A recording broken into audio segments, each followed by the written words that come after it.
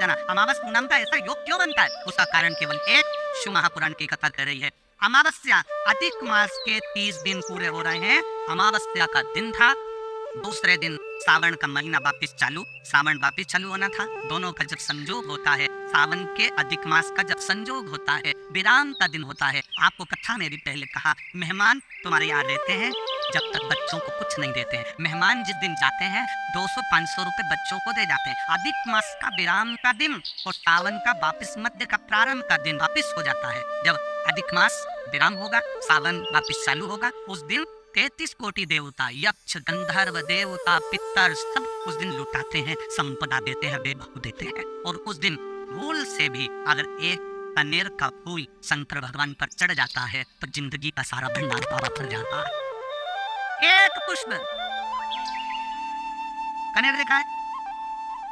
पंचपुष्प शिव महापुराण की कथा बची है पहले, उसमें कनेर के फूल का भी दर्शन कराया था। ये रोड के ज्यादातर लोग ये कनेर का जो फूल है ना रोड के बीच में लगा देते हैं, इसको जानवर भी नहीं खाता, पशु भी नहीं खाता, पक्षी भी नहीं खाता, जहरीला लगता होता, पीले कलर का होता, लंबा, काम भी कुछ नहीं आता। बस वो कनेर का फूल और आंधी तूफान पानी गिरता तो जमीन पर टपक जाता है, ढेर सारे गिर जाते। देखे कि देखे? अरे बोलो तो जमके देखा है ना? उसको बकरी भी नहीं खाए, पशु भी नहीं खाए, पक्षी भी नहीं खाए, जानवर भी नहीं खाए, जहरीला कनेर का पीला पुष्प। भूलवश आज राजा नल और दमयंती जा रहे थे, उनको फूल नहीं मिले, शिव जी को समर्पित करने के लिए कोई पुष्प ना मिला। इनको अंदाजा नहीं है कि अधिक मास का विराम है, आज दूसरे दिन सावन का वापस मिलन है। इनको नहीं ज्ञात था कि 33 कोटि देवता अपना भंडार लुटाने के लिए तैयार रहे। कृष्ण 33 कोटि देव बात के एक सोनू अग्रवाल ने एक प्रश्न किया, सोनू गर्ग ने एक प्रश्न किया, हम अग्रवाल करे गर्ग सीओ में व्हाट्सएप पर उसका मैसेज गया और उसने प्रश्न किया कि गुरुजी से कहो कि हमको ये बताएं कि शंकर भगवान पर जल चढ़ाने वाले व्यक्ति गुरु जी कहते हैं कि शिव जी हाथ पकड़ लेते हैं, शिव जी हाथ पकड़ लेते हैं, तो हम ये पूछना चाहते हैं कि ऐसा क्यों होता? फिर तो सभी देवताओं के साथ ये होना चाहिए। सोनू गर्ग जी, आपने जो प्रश्न किया है उसके अनुसार जब ब्राह्मण देवता संकल्प छुड़वाते हैं, संकल्प छुड़वाते समय ब्राह्मण देवता हाथ में जल देते हैं और उस जल को देने के बाद जो संकल्प छोड़ा जाता है, वो संकल्प का मतलब होता है कि हमने इसको दे दिया, कन्या का दान कर दिया, अन्न का दान कर दिया, वस्त्र का दान कर दिया, मुद्रा का दान कर दिया, मतलब अब ये इसका हो गया।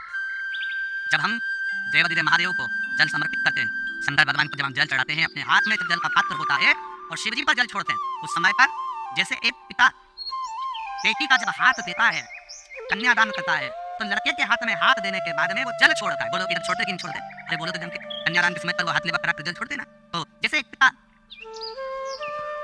जल छोड़ता है, उसी तरह पिता जब जल छोड़ रहा उसी तरह जब कभी कभी ऐसा होता है कि लोग भी कहते हैं जो रखे विनाश काले विपरीत बुद्धि, विनाश का जब समय आता है ना तो विपरीत बुद्धि हो जाती है व्यक्ति। तो क्यों कहते हैं ऐसे, क्यों कहते हैं? उसका कारण क्या होता है? जैसे स्त्री नारी रजस्वला होती है, नारी रजो धर्म धारण करती है, नारी जब रजो धर्म से होती है 5 दिन 7 दिन घर का काम नहीं करती, कोई चीज को हाथ नहीं लगाती, कोई चीज नहीं छूती है। नारी 7 दिन 5 दिन किसी वस्तु को छूना बंद कर देती है, वो किसी भगवान के सामान को, भगवान की सामग्री को वो छूती नहीं है।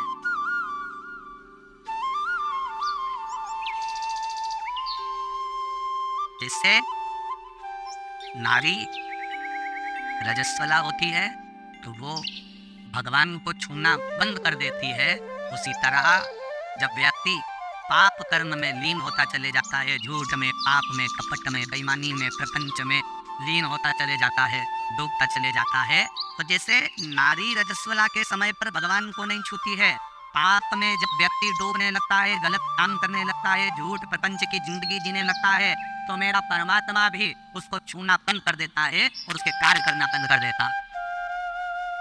फिर क्या करता है परमात्मा? परमात्मा करता क्या है?